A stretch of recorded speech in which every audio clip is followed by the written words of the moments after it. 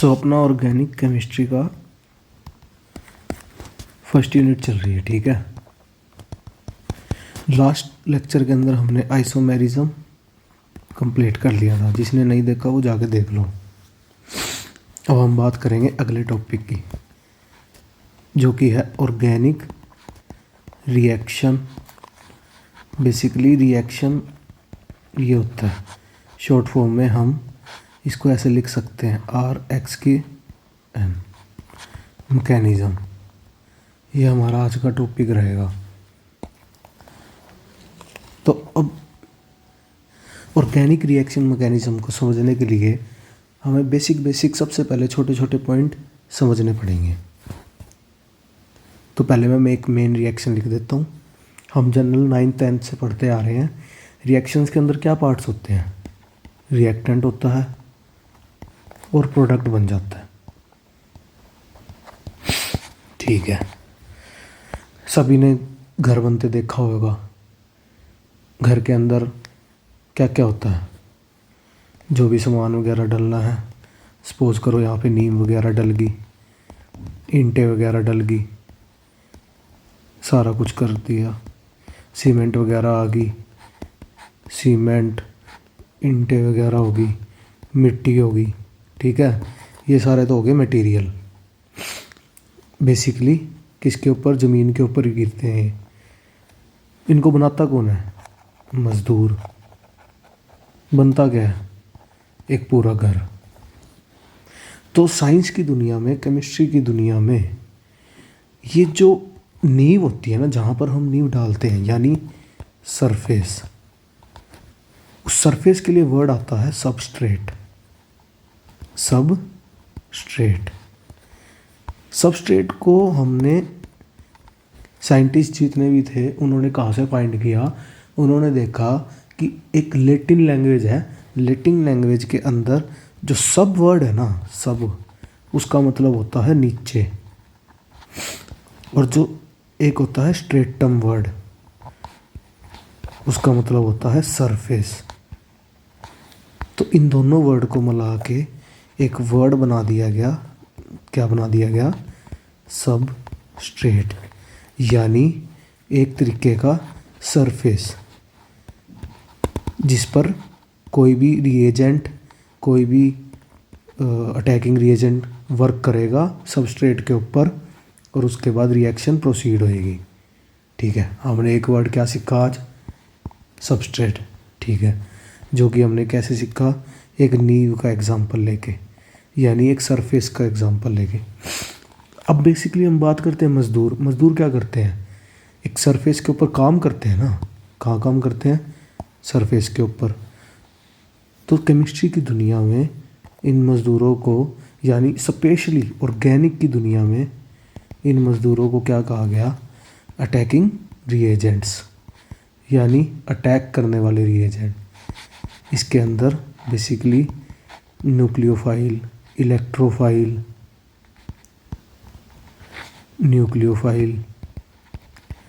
Electrophile, और third one free radical, यानी एक तरीके के ये मज़दूर हैं। काम किस पे करेंगे? सबस्ट्रेट पे। सबस्ट्रेट को हम एक और बेसिकली जनरल नाम दे देते हैं, रिएक्टेंट, ठीक है। अब इसके अंदर अटैकिंग रिएजेंट के अंदर सारे रिएजेंट्स भी आ गए, जो भी रिएजेंट्स होंगे। अब वो रिएजेंट क्या करेंगे? रिएजेंट वो अटैक करेंगे। क्या करेंगे? अटैक। किस पे करेंगे? सबस्ट्रेट पे। सबस्ट्रेट को और क्या कहते हैं? रिएक्टेंट। अब वो अटैक करेंगे, कुछ ना कुछ तो बनाएंगे ना। मॉलिक्यूल बनाएंगे, कोई कंपाउंड बनाएंगे। तो हमने क्या देखा? इन मॉलिक्यूल कंपाउंड को एग्जांपल हमने ले लिया कि जब घर पूरा तैयार हो जाता है, तो यानी अगर रिएक्टेंट होगा, कोई भी सबस्ट्रेट होगा, उसके अंदर रिएजेंट अटैक करेगा, अटैकिंग रिएजेंट, तो वो एक घर बना देगा, यानी एक कंपाउंड और मॉलिक्यूल बना देगा, यानी प्रोडक्ट बना देगा। क्या बना देगा? प्रोडक्ट। अब बेसिकली प्रोडक्ट बनाएगा। जैसे कोई भी घर बनता है तो जो भी सामान उनका बच जाता है, ईंटें वगैरह बच जाती है, एक तरीके से कुछ ना कुछ और भी तो बनता ही है ना। तो यानी वो बाय प्रोडक्ट हो गया। बाय प्रोडक्ट मतलब क्या होता है, बचा कुचा। यानी एक तो मेन प्रोडक्ट हो गया, ठीक है, और एक बाय प्रोडक्ट हो गया। तो यानी कोई भी रिएक्शन होती है तो उसमें एक मेन प्रोडक्ट बनता है और एक बाय प्रोडक्ट बनते हैं। इसी को हम क्या बोलते हैं, ऑर्गेनिक रिएक्शन मैकेनिज्म। अब जब टर्म्स आएगी है तो सबसे पहले टर्म हमने क्या सीखी, सबस्ट्रेट, पता लग गया भाई क्या होता है। रिएक्टेंट, इसका भी पता लग गया क्या होता है। थर्ड प्रोडक्ट, इसका भी पता लग गया कि कोई भी दो रिएक्टेंट रिएक्ट करके प्रोडक्ट बना देते हैं, पता लग गया। बीच में एक टर्म आई थी, कौन कौन सी, इलेक्ट्रोफाइल और क्या आई थी, न्यूक्लियोफाइल। ये क्या चीज़ है दोनों, अटैकिंग रिएजेंट। किस पे करेंगे, सबस्ट्रेट पे। किस पे, सबस्ट्रेट पे रिएक्ट करेंगे। ये भी क्या है, अटैकिंग रिएजेंट। कहाँ करेगा, सबस्ट्रेट पे करेगा। अब होता क्या है, हमें कुछ भी याद नहीं करना। ऑर्गेनिक की सबसे खासियत बात यही है कि हमें कुछ ज़्यादा याद करना नहीं होता, समझना ज़्यादा इम्पोर्टेंट है। तो समझने के लिए हमने क्या देखा, ये जो दो वर्ड है ना, इलेक्ट्रोफाइल, जिस लैंग्वेज से लिए गए हैं उसके अंदर, और बेसिकली हमने तो 9th-10th में भी नॉर्मली पढ़ा है, इलेक्ट्रो का मतलब क्या होता है, इलेक्ट्रॉन्स। और जो फाइल होता है ना, फाइल का मतलब होता है लव, यानी लवर। तो जो इलेक्ट्रॉन लवर होएगा, क्या होएगा, इलेक्ट्रॉन लवर, वो क्या होंगे, इलेक्ट्रोफाइल, यानी जो इलेक्ट्रॉन से प्यार करेंगे। अब इलेक्ट्रॉन से प्यार करेंगे यानी उनके पास नहीं है ना इलेक्ट्रॉन, उनके पास इलेक्ट्रॉन नहीं है, तभी तो इलेक्ट्रॉन से प्यार करेंगे। तो इसका मतलब जो इलेक्ट्रोफाइल होते हैं वो पॉजिटिव चार्ज होता है, तभी उनके ऊपर पॉजिटिव चार्ज होता है। क्यों, क्योंकि उनको इलेक्ट्रॉन चाहिए होते हैं। तो वो जिसके पास ज़्यादा इलेक्ट्रॉन होते हैं उस जगह पर रिएक्ट करते हैं। सपोज करो ये कोई घर है, यहाँ पे एक रूम बनाना है, यहाँ पे एक रूम बनाना है। तो एक मज़दूर था, उसको मज़दूर को इलेक्ट्रॉन चाहिए थे, तो उसके पास इलेक्ट्रॉन की कमी थी। तो उसने देखा इसी रूम के अंदर बहुत ज़्यादा इलेक्ट्रॉन है, बहुत सारे इलेक्ट्रॉन हैं, तो वो क्या करेगा, इस जगह पर अटैक कर देगा। और अटैक करने के बाद जो भी प्रोडक्ट बनेगा वो हमको मिल जाएगा। ठीक है, ये हमने सीख लिया इलेक्ट्रोफाइल होता क्या है। इलेक्ट्रो का मतलब इलेक्ट्रॉन, फाइल मतलब लवर, इलेक्ट्रॉन को प्यार करने वाला, यानी पॉजिटिव चार्ज, उसको इलेक्ट्रॉन चाहिएंगे। दूसरा हमने वर्ड देखा न्यूक्लियोफाइल। न्यूक्लियो का मतलब होता है न्यूक्लियस, यानी पॉजिटिव चार्ज। ठीक है, क्योंकि न्यूक्लियस में क्या होते हैं, प्रोटॉन्स क्या होते हैं, पॉजिटिव चार्ज।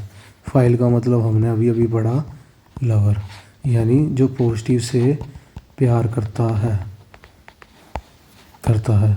यानी कोई भी घर होएगा, 2 रूम है, एक में पॉजिटिव चार्ज बहुत ज़्यादा है, प्लस प्लस प्लस प्लस बहुत ज़्यादा है, तो वहाँ पे कौन अटैक करेगा, न्यूक्लियोफाइल, यानी नेगेटिव चार्ज यहाँ पे अटैक कर जाएगा और क्या बना देगा, प्रोडक्ट बना देगा। तो हमने टर्म समझ ली, कौन कौन सी टर्म समझी हमने, इलेक्ट्रोफाइल भी समझ ली और न्यूक्लियोफाइल भी समझ ली। ये थे क्या, अटैकिंग रिएजेंट थे। ठीक है, फॉर एन एग्जांपल एक एग्जांपल देख लेते हैं न्यूक्लियोफाइल का। जैसे रिएक्शन है CH3Br, उसको रिएक्ट करवा दिया OH नेगेटिव, अब जिस साइन के ऊपर OH नेगेटिव दिखे, नेगेटिव वाले और लोन पेयर वो होते हैं न्यूक्लियोफाइल। पॉजिटिव चार्ज वाले वो होते हैं इलेक्ट्रोफाइल। अब ये न्यूक्लियोफाइल किस पे रिएक्ट करते हैं? जिसके पास इलेक्ट्रॉन की कमी होएगी, यानी पॉजिटिव चार्ज के ऊपर। तो इसने इस पे रिएक्ट कर दिया, ये Br निकल गया और ये CH3OH बना दिया और Br नेगेटिव बाहर निकल गया। समझ आई?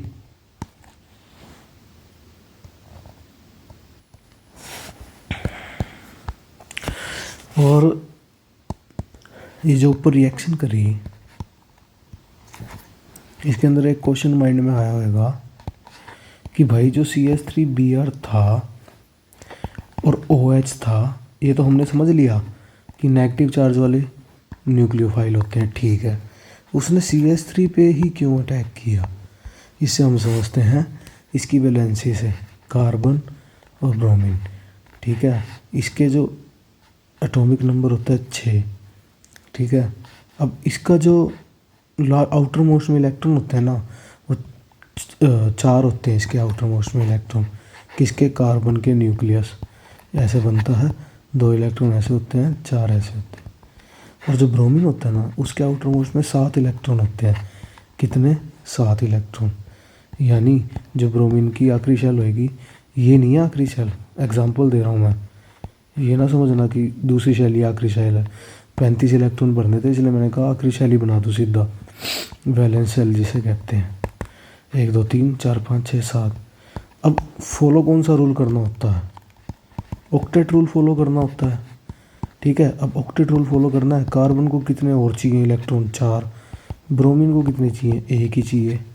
अब ये टेंडेंसी किसकी ज़्यादा होएगी? कॉमन सेंस की बात है, 1 इलेक्ट्रॉन जल्दी ले पाएगा ना 4 की बजाय। तो ब्रोमीन क्या करता है? इलेक्ट्रॉन खींच लेता है। यानी जो CH3 ये बॉन्ड था ब्रोमीन, और मैंने पहले वाले लेक्चर्स में तुम्हें बताया था कि ये जो बॉन्ड होता है वो क्या होता है? बेसिकली इलेक्ट्रॉन से बना होता है ना, 2 इलेक्ट्रॉन से बना हुआ था। तो इस ब्रोमीन ने क्या किया?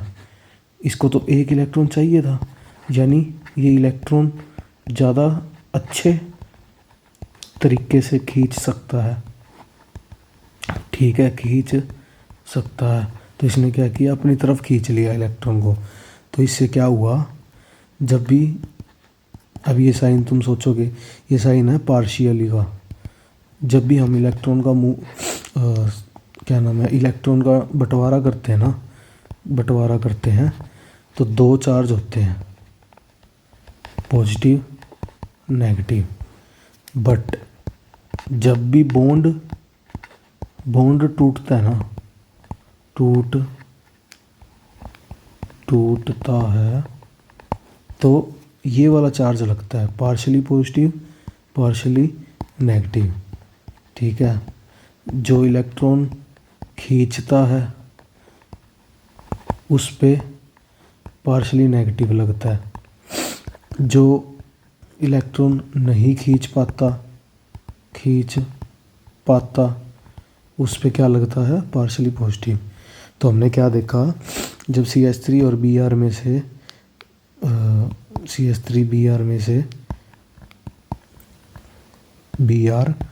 में से Br ने इलेक्ट्रॉन खींच लिए ना, क्यों खींचे वो मैंने ऊपर बता दिया।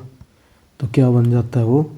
CH3Br, और बीच में साइन कौन सा आता है? इस पे पार्शली पॉजिटिव, इस पे पार्शली नेगेटिव। अब OH क्या है? नेगेटिव है ना, तो किसको अट्रैक्ट करेगा? अपने अपोजिट साइन पॉजिटिव को ही अट्रैक्ट करेगा। तो इसलिए क्या बन जाता है? ये क्या बन जाता है? CH3OH। समझ आ गई होनी है सारों को। तो बेसिकली हमने क्या देखा कर क्या रहे हैं कि ऑर्गेनिक की रिएक्शन मैकेनिज्म क्या होता है। तो हमने देखा कि एक तो उसमें सबस्ट्रेट काम आता है, दूसरा क्या देखा? अटैकिंग रिएजेंट काम आते हैं, तीसरा क्या देखा हमने? प्रोडक्ट बनते हैं। अटैकिंग रिएजेंट में न्यूक्लियोफाइल, इलेक्ट्रोफाइल ये काम आते हैं। सबस्ट्रेट कोई भी हो सकता है, ठीक है। तो ऑर्गेनिक, अगर को तुमसे कोई पूछे रिएक्शन मैकेनिज्म की डेफिनेशन क्या हुई, फिर किसकी, रिएक्शन मैकेनिज्म की डेफिनेशन क्या हुई, तो क्या कहेंगे, इलेक्ट्रॉन का मूवमेंट। क्यों, अभी हमने जो CH3Br वाला देखा एग्जाम्पल, उसमें इलेक्ट्रॉन का मूवमेंट हो रहा था ना, हो रहा था या नहीं हो रहा था, तो इलेक्ट्रॉन का मूवमेंट प्लस में बॉन्ड फॉर्मेशन। अब बॉन्ड फॉर्मेशन सोचें कैसे, ऐसे जब CH3Br करा, OH नेगेटिव ने रिएक्ट करा, तो CH3 और OH बना ना, तो यानी एक नया बॉन्ड बना या नहीं बना, यानी एक नए बॉन्ड का bond formation, new bond formation, plus में बॉन्ड फ्यूजन और ब्रेकिंग। मान लो ब्रेकिंग हुई या नहीं हुई, ये वाला बॉन्ड ब्रेक हुआ ना हुआ। तो ये तो मैंने तुम्हें एक एग्जांपल बताया है, ऐसे तुम कोई भी एग्जांपल ले लो, कोई भी रिएक्शन ले लो, कोई भी जो तुम्हारे मन में हो, कोई भी रिएक्शन, उसमें इलेक्ट्रॉन का मूवमेंट होता है या नहीं होता, होता जी। बॉन्ड फॉर्मेशन होती है या नहीं होती, होती है जी। बॉन्ड ब्रेकिंग होती है या नहीं होती, होती है जी। तो वो सारी रिएक्शन क्या होगी, ऑर्गेनिक रिएक्शन मैकेनिज्म की डेफिनेशन। अब समझ आई कि रिएक्शन मैकेनिज्म बेसिकली होता क्या है, ये होता है, ठीक है। आगे बात करते हैं, ये हमने पढ़ लिया रिएक्शन मैकेनिज्म, ठीक है। बेसिक बेसिक चीज़ें हमने जान ली। अब एक मेन मुद्दे की बात पे आते हैं, रिएक्टेंट से प्रोडक्ट बनता है, ठीक है। हमने बेसिक चीज़ें जान ली, अब इसके अंदर की कहानी जानते हैं। बेसिकली जब रिएक्टेंट से प्रोडक्ट बनता है ना, बीच में एक इंटरमीडिएट होता है। क्या होता है, इंटरमीडिएटर। अब ऑर्गेनिक की दुनिया में, केमिस्ट्री की दुनिया में इंटरमीडिएटर 3 टाइप के होते हैं। कौन कौन से, कार्बोकटायन, कार्बन आयन और फ्री रेडिकल। यानी जब रिएजेंट रिएक्टेंट से अटैक करता है, यानी कोई भी न्यूक्लियोफाइल हो गया, इलेक्ट्रोफाइल हो गया, और जब भी रिएक्टेंट से अटैक करता है, उसके ऊपर अटैक करता है, तो इस सारे प्रोसेस के बाद जो बीच में इंटरमीडिएट बनता है ना, वो 3 प्रकार के बनते हैं जो मैंने तुम्हें ऊपर बताए हैं। एक तो कार्बोकटायन, एक कार्बन आयन, अब फ्री रेडिकल, ठीक है। ये बेस तैयार हो गया। अब चलते हैं आगे। अब ये चीज़ क्यों बताई मैंने, क्योंकि अगला टॉपिक हम करने जा रहे हैं fusion of A covalent bond. हमने पहले कर रखा है, क्या कर रखा है कि टाइप ऑफ कोवलेंट बॉन्ड में करा था। कोवलेंट बॉन्ड कितने टाइप के होते हैं, 2 टाइप के, सिग्मा और पाई बॉन्ड, ये हमने पहले कर रखा है। टॉपिक क्या है, फ्यूजन। फ्यूजन यानी बॉन्ड को तोड़ना, क्या करना, तोड़ना। तो ये देखा गया कि जो फ्यूजन ऑफ कोवलेंट बॉन्ड है ना, यानी बॉन्ड को तोड़ना, वो 2 प्रकार से कर सकते हैं। किस किस प्रकार से, पहला हेट्रोलिटिक फ्यूजन।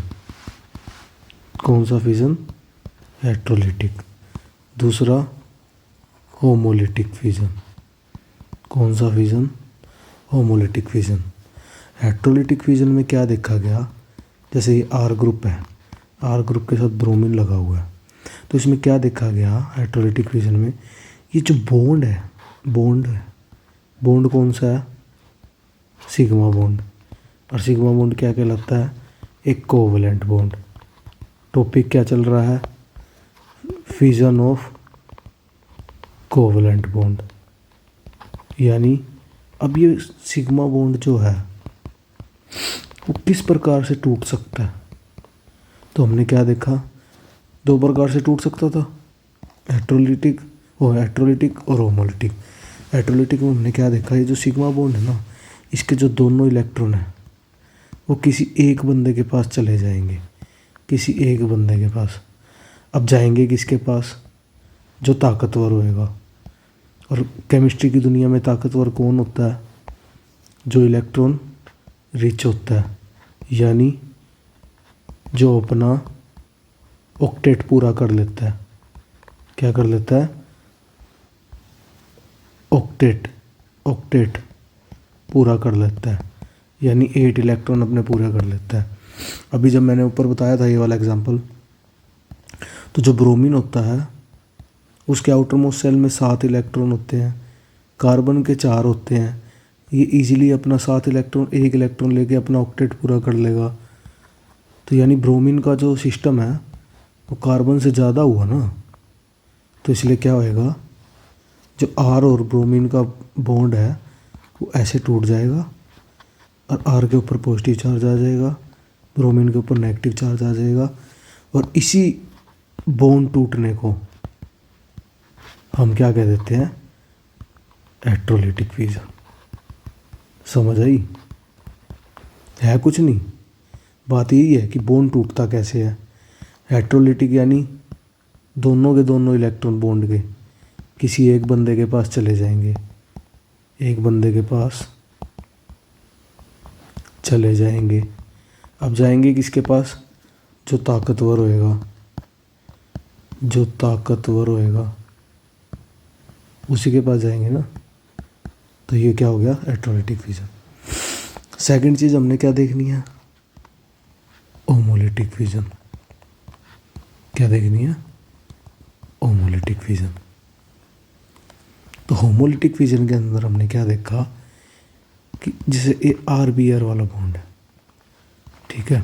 होमोलिटिक फ्यूजन के अंदर हमने क्या देखा कि जो बॉन्ड है ना, ये दोनों इलेक्ट्रॉन आपस में शेयर कर लेते हैं। यानी बॉन्ड ऐसे टूटता है कि ये दोनों इलेक्ट्रॉन, एक इलेक्ट्रॉन आर के ऊपर आ जाएगा, एक इलेक्ट्रॉन ब्रोमीन के ऊपर आ जाएगा। उसे क्या कहते हैं? Homolytic fusion. बट एक खासियत है होमोलिटिक फ्यूजन की, क्या? वो हीट और सनलाइट की प्रेजेंस में होता है। यानी जब इस बॉन्ड को एक्सेस अमाउंट ऑफ या मिनिमम मतलब सफिशेंट अमाउंट ऑफ, इतने अमाउंट ऑफ हीट मिल जाए, हीट, ठीक है, या फिर सनलाइट या फिर कोई भी लाइट मिल जाए, समझ रहे हो, तो ये बॉन्ड इस प्रकार टूटता है कि ये बंटवारा हो जाता है इलेक्ट्रॉन्स का। क्या हो जाता है? बंटवारा। तो इस टाइप को, यानी इस प्रकार से बॉन्ड टूटने को ऑर्गेनिक की दुनिया में होमोलिटिक फ्यूजन नाम दे दिया गया। क्या दे दिया गया? Homolytic fusion. तो समझ आ गई? क्या समझ आई? कि जो फ्यूजन ऑफ कोवैलेंट बॉन्ड है वो दो प्रकार से टूटता है, इलेक्ट्रोलाइटिक, होमोलिटिक। ठीक है, अब बढ़ते हैं आगे किस टॉपिक पे, किस पॉइंट पे जो हमने थोड़ी देर पहले ऊपर बात करी थी। क्या अभी तक क्या कर लिया हमने? यही करें ना कि फ्यूजन ऑफ कोवैलेंट बॉन्ड क्या होता है, दो प्रकार से टूटता है, इलेक्ट्रोलाइटिक, होमोलिटिक। ठीक है, ये दोनों चीज़ें हमने कर ली कवर। अभी हमने बात करी थी कि रिएक्टेंट से प्रोडक्ट के बीच में एक इंटरमीडिएट बनता है। क्या बनता है? इंटरमीडिएट। तो ये देखा गया कि जो इलेक्ट्रोलाइटिक फ्यूजन है ना, कौन सा फ्यूजन? Electrolytic fusion. यानी दो आर है, आर के साथ जेड है। अब इस जेड ग्रुप कोई भी लगाओ, कोई भी, कैसे? दो तरीके से ग्रुप हो सकते हैं। या तो वो इलेक्ट्रॉन डोनेटिंग ग्रुप हो सकता है, या वो इलेक्ट्रॉन विड्रॉइंग ग्रुप हो सकता है। यानी या तो वो इलेक्ट्रॉन दे देगा किसको, आर को। अब आर क्या है, alkyl group. Alkyl group, alkyl group यानी एल्काइल ग्रुप, एल्काइल ग्रुप यानी CH3 C2H5 कोई भी ग्रुप कार्बन वाला, समझ आई। इलेक्ट्रॉन डोनेट तो क्या है, इलेक्ट्रॉन डोनेटिंग ग्रुप या तो इलेक्ट्रॉन दे देगा, या तो क्या, इलेक्ट्रॉन डोनेटिंग ग्रुप वही होते हैं जो इलेक्ट्रॉन प्रोवाइड करते हैं किसको, एल्काइल ग्रुप को। समझ आ गई जी।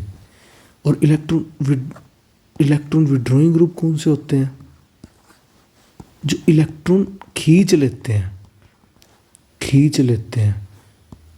अभी ऊपर हमने RBr वाला एग्जांपल देखा था, इस ब्रोमीन ने इलेक्ट्रॉन खींच लिए थे ना, क्योंकि इसका सिस्टम ज़्यादा था, इसमें ताकत ज़्यादा थी, तो इसने इलेक्ट्रॉन खींच लिए। तो ये वाले जो ग्रुप होते हैं, ऐसे ग्रुप, ऐसे ग्रुप जो इलेक्ट्रॉन खींच लेते हैं, वो कौन से होते हैं, इलेक्ट्रॉन विड्रॉइंग ग्रुप। और जो इलेक्ट्रॉन दे देते हैं, जो दानी होते हैं, वो कौन से होते हैं, इलेक्ट्रॉन डोनेटिंग ग्रुप। तो ये देखा गया, ये जैसे फ्लोरीन हो गया, क्लोरीन हो गया, ब्रोमीन हो गया, आयोडीन हो गया, ये सारे कौन से ग्रुप होते हैं, ये सारे बेसिकली इलेक्ट्रॉन विड्रॉइंग ग्रुप होते हैं, इलेक्ट्रॉन विड्रॉइंग। और जो एल्काइल ग्रुप CH3 हो गया, C2H5 हो गया, ये बेसिकली देखे गए ये कौन से ग्रुप होते हैं, इलेक्ट्रॉन डोनेटिंग।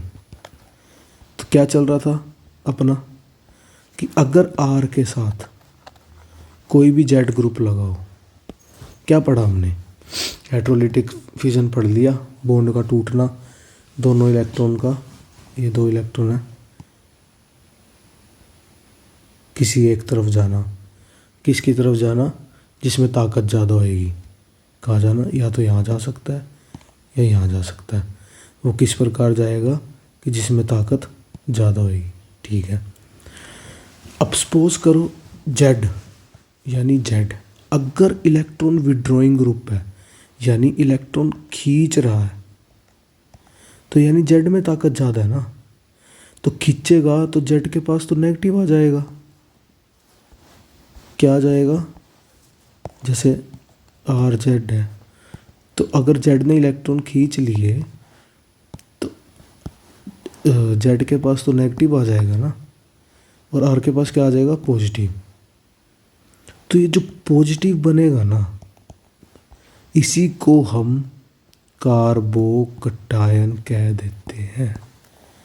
और कार्बोकटायन क्या है, एक इंटरमीडिएट, यानी रिएक्शन के बीच में बनने वाला। अभी हमने ऊपर पढ़ा था ना कि इंटरमीडिएटर क्या होते हैं, ये देखो, एक सेकेंड,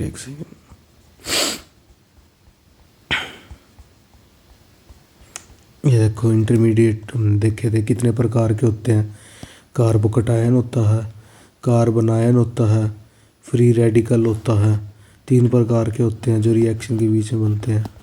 तो हमने क्या देखा कि जब हम बॉन्ड को तोड़ते हैं और हेट्रोलिटिक फिजन हो जाता है, हेट्रोलिटिक फिजन के अंदर अगर कोई इलेक्ट्रॉन विड्रॉइंग ग्रुप लगाओ और वो इलेक्ट्रॉन खींच लेगा, और जो भी पॉजिटिव चार्ज स्पीशीज बनेगी कार्बन के ऊपर, जो भी पॉजिटिव चार्ज आएगा,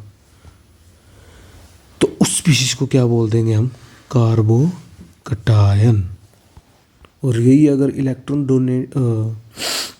डोनेटिंग ग्रुप लगाओ, अब ये तो इलेक्ट्रॉन इसको दे देगा, तो यानी ये बॉन्ड यहाँ पे जाएगा, R के ऊपर नेगेटिव आ जाएगा, Z के ऊपर पॉजिटिव आ जाएगा, तो इस ग्रुप को हम बोल देंगे कार्ब अनायन। समझ आई। एक बारी हम फिर देख लेते हैं अभी तक हमने किया क्या क्या। ठीक है, टॉपिक चल रहा था फिजन ऑफ कोवलेंट बॉन्ड। हमने देखा बॉन्ड दो प्रकार से टूटते हैं। पहला प्रकार होता है इलेक्ट्रोलाइटिक फिजन, दूसरा प्रकार होता है होमोलाइटिक फिजन। इलेक्ट्रोलाइटिक फिजन में हमने देखा दो ग्रुप लगे होते हैं, यानी या तो वो इलेक्ट्रॉन डोनेटिंग ग्रुप हो सकता है या इलेक्ट्रॉन विड्रॉइंग ग्रुप हो सकता है। विड्रॉइंग ग्रुप यानी इलेक्ट्रॉन लेने वाला, डोनेटिंग ग्रुप यानी इलेक्ट्रॉन देने वाला। ठीक है, तो हमने क्या देखा, अगर इलेक्ट्रॉन लेने वाला ग्रुप लगाओ तो R पॉजिटिव बनता है, Z नेगेटिव बनता है, और इस स्पीशीज को हम क्या बोल देते हैं, कार्बोकटायन, जो कि क्या है, एक इंटरमीडिएट। ठीक है, फिर हमने क्या देखा, इलेक्ट्रॉन डोनेटिंग ग्रुप अगर R और Z है, अगर ये R के पास इलेक्ट्रॉन चले जाते हैं तो R नेगेटिव बन जाता है, Z पॉजिटिव बन जाता है, तो इसको हम क्या कह देते हैं, कार्ब अनायन।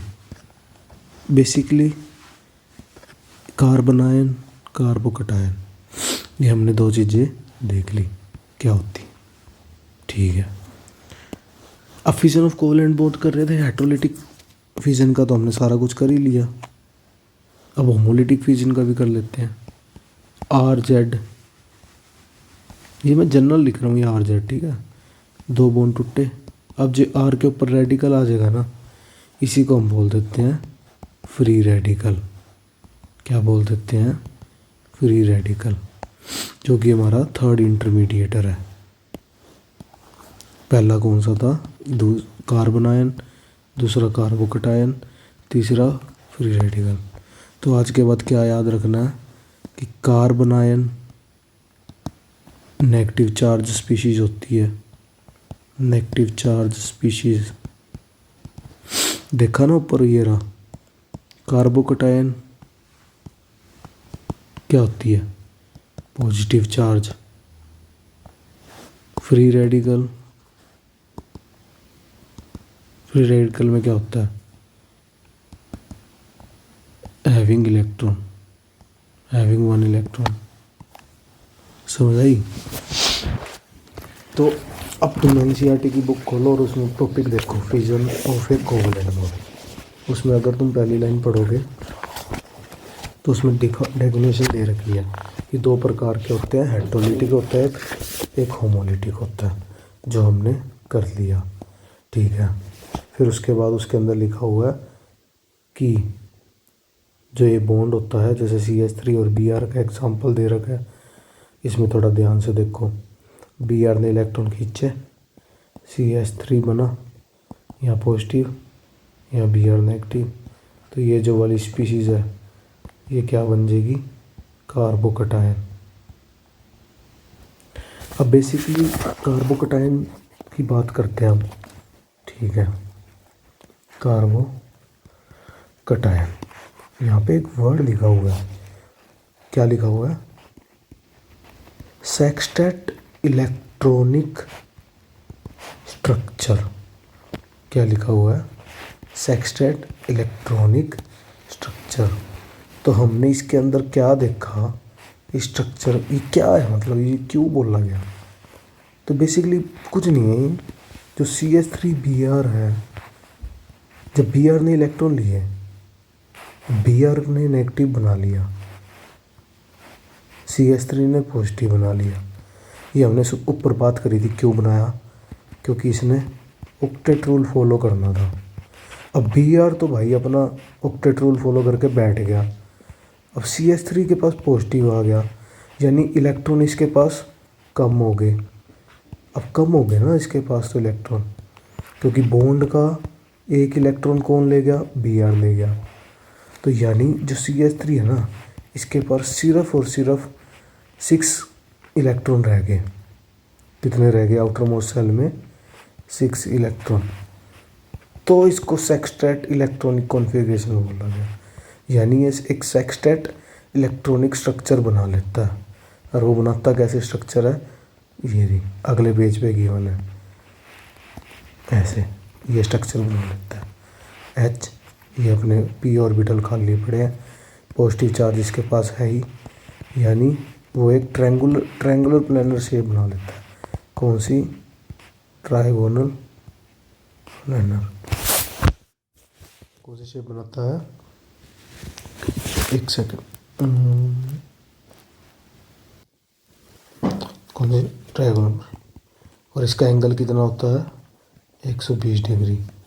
इसकी तुमसे कोई हाइब्रिडाइजेशन पूछे, हाइब्रिडाइजेशन वो क्या होती है? sp2। और सारों के दिमाग में आएगा sp2 क्यों होती है। याद करो CH4 की हाइब्रिडाइजेशन क्या होती थी? क्या होती थी? sp3। क्यों? क्योंकि ये जो कार्बन है इसके पास चारों इलेक्ट्रॉन हैं, ध्यान से देखो, 1 2 3 4, चारों इलेक्ट्रॉन हैं, तो हाइब्रिडाइजेशन क्या होगी? sp3। बट यही इस कार्बन के पास 3 हाइड्रोजन आ जाए और 1 इलेक्ट्रॉन गायब हो जाए, उसकी जगह पॉजिटिव चार्ज आ जाए, तो इलेक्ट्रॉन कितने बचे? 1 2 3। जब हमने पीछे टॉपिक किया था, अगर किसी के साथ डबल बॉन्ड लगा हो तो उसकी हाइब्रिडाइजेशन क्या होती थी? sp2। यानी 1 2 3। इसमें हाइब्रिडाइजेशन क्या है? sp2। इस वाले में कितने इलेक्ट्रॉन हैं? 3 इलेक्ट्रॉन, तो इसकी भी कितनी हो जाएगी? sp2। समझ आई? तो हमने क्या क्या पॉइंट पढ़ चुके हैं कार्बोकटायन के बारे में। किसके बारे में? कार्बोकटायन। क्या क्या पॉइंट पढ़ चुके हैं? पहला पॉइंट पॉजिटिव चार्ज है। दूसरा पॉइंट sp2 हाइब्रिडाइजेशन है। तीसरा पॉइंट क्या नाम है? ट्रायगोनल प्लेनर शेप है। चौथा पॉइंट 120 डिग्री एंगल बनाता है। ये 4 पॉइंट पढ़ चुके हैं। ठीक है, मैंने तुम्हें टॉपिक कराया था डिग्री वाला। कौन सा टॉपिक? डिग्री वाला। यानी कार्बन कितनी डिग्री में प्रेजेंट होता है, क्या क्या कराया था उसमें? कि पड़ोसी देखना है बस, कितने पड़ोसी हैं। अगर तुमने पड़ोसी देख लिए, अगर एक पड़ोसी है तो प्राइमरी, 2 पड़ोसी है सेकेंडरी, 3 पड़ोसी है थर्ड डिग्री, अगर 4 पड़ोसी है क्वार्टनरी। करवाया था ना ये? तो वैसे ही कार्बोकटायन का, यानी कार्बन के पास पॉजिटिव चार्ज है, उसके पास एक पड़ोसी है तो ये 1 डिग्री। कार्बन में पॉजिटिव चार्ज है, उसके पास 2 पड़ोसी हैं, सेकेंड डिग्री। कार्बन के पास पॉजिटिव चार्ज है, इसके पास 3 पड़ोसी हैं। कितने पड़ोसी हैं? 3 पड़ोसी, तो ये कितना हो जाएगा? 3rd degree. तो ये जो कार्बन के पास पॉजिटिव चार्ज है,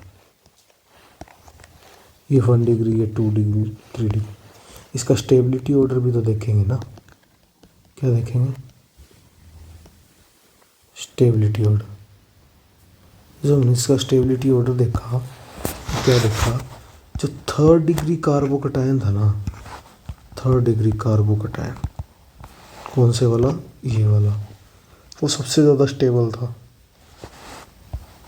उसके बाद 2nd डिग्री, उसके बाद 1st डिग्री, उसके बाद अपना normal methyl cation, methyl cation. अब इसके पीछे का रीज़न जानते हैं कि ऐसा क्यों हो रहा है। कॉमन सेंस लगाओ। कार्बन के पास पॉजिटिव चार्ज है, इसके साथ 3 CH3 ग्रुप लगे हुए हैं। कितने ग्रुप लगे हुए हैं? 3 CH3 ग्रुप। एक ये कार्बन, एक ये कार्बन, एक ये कार्बन। अभी हमने ऊपर पढ़ा था कि जो CH3 है वो कौन सा ग्रुप है? इलेक्ट्रॉन डोनेटिंग ग्रुप है ना। कौन सा ग्रुप है? Electron donating group. यानी ये इधर इलेक्ट्रॉन देगा, किसको? कार्बन को, ठीक है। अब कार्बन के पास जितने ज़्यादा एल्काइल ग्रुप होंगे, अब ये CH3 एल्काइल ग्रुप ही तो है, ये भी तो एल्काइल ग्रुप है। अब कार्बन के पास जितने ज़्यादा एल्काइल ग्रुप होंगे वो उतना उसको स्टेबल करेंगे पॉजिटिव चार्ज। क्यों? इस पॉजिटिव के चार्ज के पास तो पहले ही कमी है। अभी स्ट्रक्चर को हम देखें तो यहाँ पे तो कमी है ना। अब इसके पास 3 बंदे हैं इसकी सपोर्ट करने को, इसको भूख लगी है और इसको खिलाने के लिए 3 बंदे हैं, तो ये तो बढ़िया खा लेगा तो यानी सबसे ज़्यादा स्टेबल होएगा। तो क्या होएगा? More stable. समझ आई? अब सेकंड डिग्री है, उसके पास तो 2 ही जन है ना खिलाने को, उसके पास 2 ही बंदे हैं खिलाने को, इसलिए 3 डिग्री से थोड़ा कम स्टेबल होएगा। अब 1 डिग्री के पास तो वैसे ही उससे भी एक ही बंदा है, वो तो कितना ही खिला देगा। अब जो क्या नाम है, नॉर्मल CH3 है, नॉर्मल कार्बो मिथाइल कटायन है, उसके पास तो बेचारे के पास कोई है ही नहीं, वो तो भूखा ही मर जाएगा, इसलिए सबसे कम है। तो 3rd डिग्री सबसे ज़्यादा, 2nd डिग्री, फिर 1 डिग्री, फिर मिथाइल कटायन। ये इसकी स्टेबिलिटी ऑर्डर है, ठीक है। फिर सेकंड चीज़ आती है कार्बन आयन के बारे में भी पढ़ लेते हैं। क्या क्या पढ़ा? नेगेटिव चार्ज है, ठीक है। फिर उसके बाद हमने क्या देखा, इसकी भी तो 3rd degree, 2nd degree, 1st degree होएगी ना, यानी CH3, C के ऊपर नेगेटिव, CH3, CH3, CH3, ठीक है। ये 3rd डिग्री हो गया। तो तुम अब इसके एक कॉमन सेंस लगाओ, इसके पास तो पहले ही बहुत सारी रोटियां हैं, इसके पास तो इसका तो पेट ही भरा पड़ा पहले ही। अब इसको और दे देंगे तो क्या हो जाएगा? वोमिट करेगा ना ये। यानी सेम जब चार्ज एक दूसरे के सामने आते हैं वो एक दूसरे को भगा के मारते हैं ना, अपोजिट चार्ज अट्रैक्ट करते हैं, सेम चार्ज तो रिपेल करते हैं। तो यानी इस कार्बन के पास जितने ज़्यादा कार्बन होंगे, जितने ज़्यादा ग्रुप लगे होंगे, अब वो तो अपना भाईचारा निभाने के लिए इसको तो खिलाते रहेंगे, लेकिन भाई इसके तो पहले ही पेट भरा पड़ा है, तो क्या ही खिलाओगे इसको, तो वो उतना ज़्यादा लीस्ट स्टेबल हो जाएगा। इसलिए जब हमने कार्बन आयन की स्टेबिलिटी क्या देखा, स्टेबिलिटी ऑर्डर देखा ना, तो उसके अंदर हमने क्या देखा कि जो CH3 नेगेटिव था वो सबसे ज़्यादा स्टेबल था। क्यों? इसका पेट भरा पड़ा है और खिलाने को कोई नहीं है, तो अपना मस्त आराम से बैठे ही। फिर उसके बाद था, इसके बाद क्या नाम है, प्राइम 1st डिग्री, फिर उसके बाद 2nd डिग्री, फिर उसके बाद 3rd। तो इसका स्टेबिलिटी ऑर्डर ये है। समझ आ गई? ऐसी फ्री रेडिकल है। फ्री रेडिकल सबसे पहली चीज़, ये होमोलिटिक फिजन से बना है। किससे बना है? होमोलिटिक फिजन से। सबसे सेकंड चीज़, इसके अंदर सिंपल सी बात है, इसने क्या देखा कि इसके भी 3rd डिग्री, 2nd डिग्री होंगे, 1st डिग्री होंगे, तो इसमें भी बेसिक सी चीज़ यही थी, ये वाले इलेक्ट्रॉन थे, ठीक है, CH3 लगे हुए थे इसके साथ। तो ये ज़्यादा भूखा भी नहीं था, ज़्यादा कुछ भी नहीं था, लेकिन इन्होंने भी अपना फ़र्ज़ निभाया, जो साथ वाले आए हुए थे, तो इन्होंने अपना फ़र्ज़ निभाया। तो क्या देखा कि इसके अंदर भी जो स्टेबिलिटी ऑर्डर देखा ना, तो वो यही देखा कि 3rd डिग्री का सबसे ज़्यादा था, 2nd डिग्री का, फिर 1 डिग्री का, फिर मिथाइल फ्री रेडिकल का। तो सिर्फ और सिर्फ इसका स्टेबिलिटी ऑर्डर उल्टा था। वो रीज़न मैंने तुमको बता ही दिया कि क्या था। अगले का पहले ही पेट भरा पड़ा था, अब तुम और खिलाते रहोगे तो वो तो बाहर ही आ जाएगा ना सारा। समझ आई? तो इसलिए इसका ऑर्डर ये है।